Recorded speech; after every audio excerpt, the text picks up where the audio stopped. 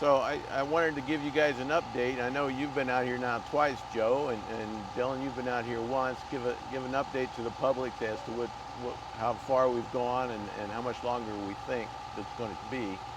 Um, Last time I talked, I bragged a little bit about being under budget and um, on schedule. Well, we're a little bit off of schedule now, but we're still on budget. So that's the good thing. In terms of the delay, I think we're probably about 2 or 3 weeks out. So we were originally thinking August 30th that they would be done.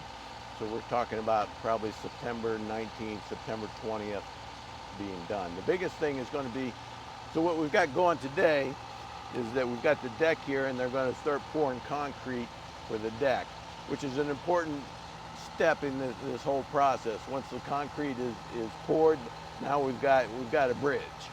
And then it's just a matter of waiting for that concrete to cure out so that we can put traffic on it and start using it. And usually that takes about 28 days for concrete to fully cure. We have some guys here that are going to do some testing with some cylinders and some concrete beams that they have. And if those tests come back with good numbers, then we can do that earlier because we know that the strength of the concrete is where it should be. So that's why I say I'm not sure about the 2 or 3 weeks. It might be shorter if we get good numbers back and the concrete cures out the way we're hoping it will. But we don't know that until those tests come back. But yes, they're going to pour concrete today. We've got probably be half a day pouring concrete. Trucks are going to start coming. You see a pumper there. It's going to pump the concrete into the deck. But yeah, as I said, this is an important step in this project. Once we have this done, then it's a matter of just putting things back to the way it was. So will they pour all of it today? They will pour everything. Well, no, they will. In between the two wooden kind of dams there that you see across there, they will pour that today, and then they will have what we're calling closure pours on each side as they on the other side and on the other side where you see the galvanized pipe over there. That is where they'll have a couple closure pours. Those are outside the traffic area. There'll be more of the sidewalk and for the utilities, but maybe not as important, but those will be poured later this week.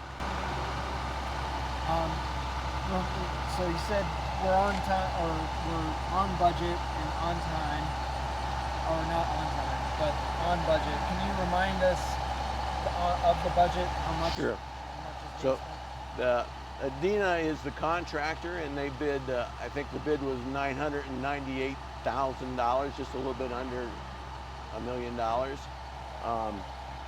At this moment, I think we're probably going to be around 950,000 instead of the 998. We've had a couple add-on things that we added on, but we also got a couple things that we've non-performed, and those items are more expensive than the add-on. And how is it being? What fund is it coming out of? Okay, so there's actually 3 funds involved.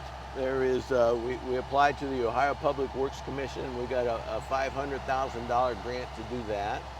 The commissioners have used their ARPA funds.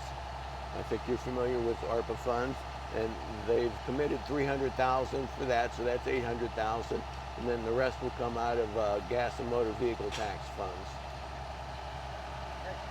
And are you still on date? When do you expect this to open? Yeah, so we were thinking September 20th. We should be open by then. I hope to be open before that, but you know, there's a lot of things that have to happen before then. And if things go smoothly, we'll be open before that. If they don't, then you know, I don't anticipate it being later than September 20th. The thing I'd like to mention, we affect a lot of people when we close this road down, and there's a lot of people that are having to make the detour. But in terms of the people along West Main Street, they've been a real blessing to work with.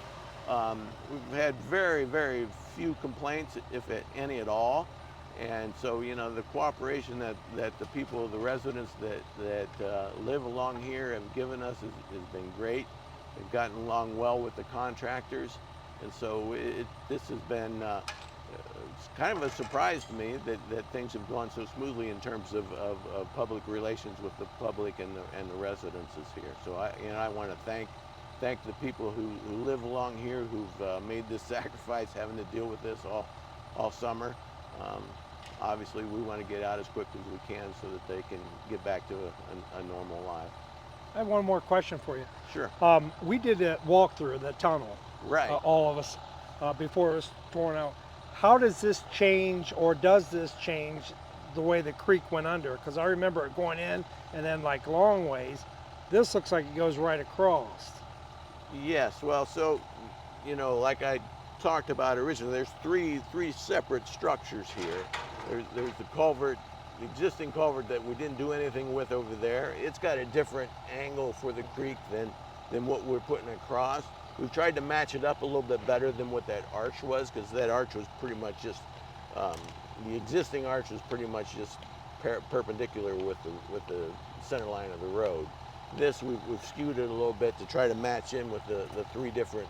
There's three different skews coming together here, and we've tried to fix that out.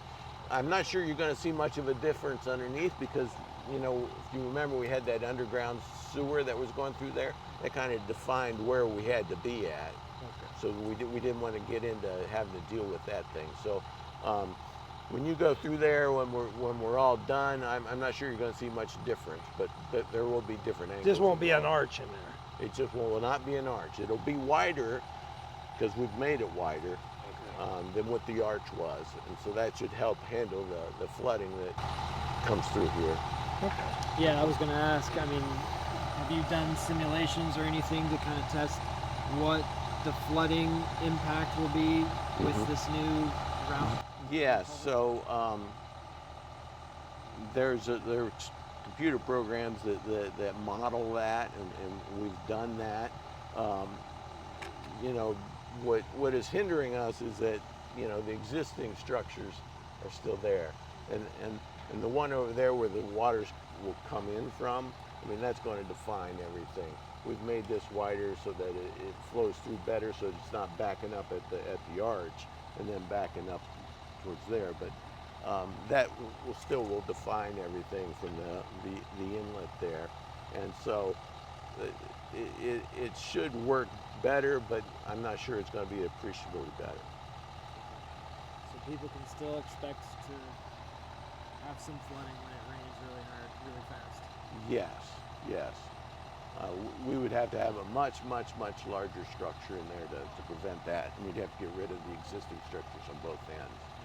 Okay. And is that something that is on the horizon? That I don't know. I'm not. Yeah. That. Once we get off the right of way here, you know, that's kind of a city project. I'm not trying to throw it onto the city, but, you know, that we were trying to deal with the structure here and the loading of this thing and making sure that works properly for traffic up above. And what happens on the other side, you know, obviously there's some issues there, and they'll have to be dealt with at some point in time. So how many tonnage or trucks is coming in today? So we do not, the whole deck does 95 cubic yards, okay? We're not doing the two ends, which we call our closure pours, okay? So there's about 25 yards that is not going to be done today, but the main trafficked area will be done, and that's about 70 cubic yards. That converts to about 140 tons. Each truck is about 20 tons of concrete. So there'll be 7 trucks and 140 tons.